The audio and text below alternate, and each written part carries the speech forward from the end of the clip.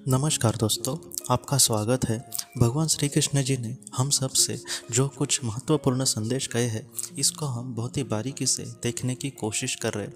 आज के इस भाग में भगवान श्री कृष्ण जी हमसे ये कहते हैं कि जो स्थिर बुद्धि वाला इंसान होगा, ऐसा ही जो इंसान होता है वो अपने आप में ही पूरी तरीके से संतुष्ट होता है।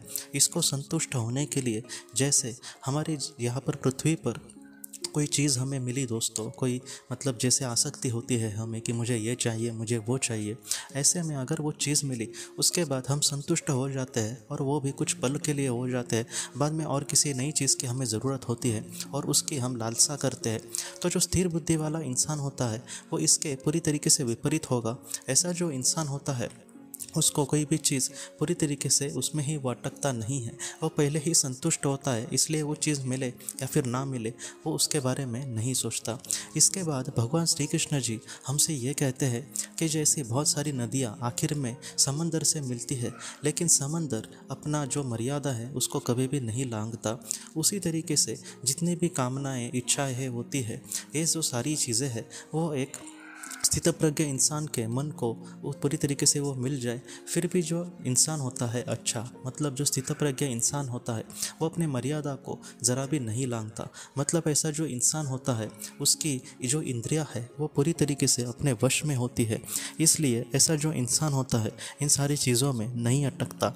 और ऐसी जो कामनाएं होती है दोस्तों, वो किसी इंसान से पाप भी करवा सकती है, लेकिन जो स्थितप्रज्ञ इंसान होता है वो इसमें ज़रा भी नहीं अटकता। इसलिए जो कामनाएं, इच्छाएं, वासनाएं होती है वह ऐसा इंसान का कुछ भी बुरा नहीं कर सकती।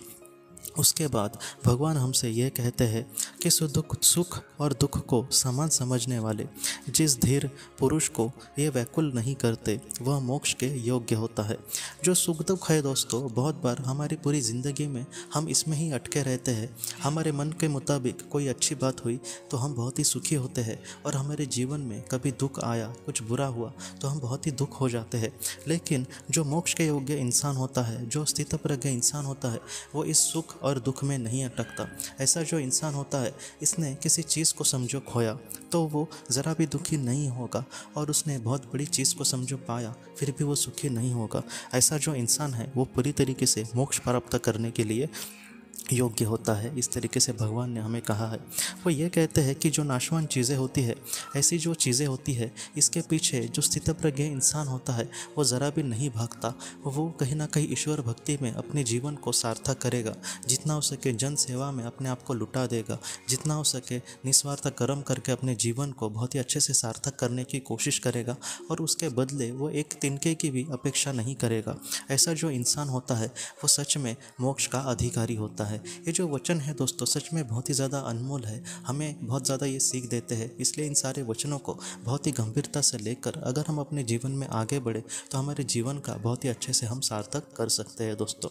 तो इसके अगले भाग में भी जो महत्वपूर्ण वचन भगवान श्री कृष्ण जी ने कहे हैं उसको हम बारीकी से देखेंगे दोस्तों। तो दोस्तों, हम अपने अगले वीडियो में मिलते हैं। आप अपना, अपने परिवार का ख्याल रखना। आपका बहुत बहुत धन्यवाद।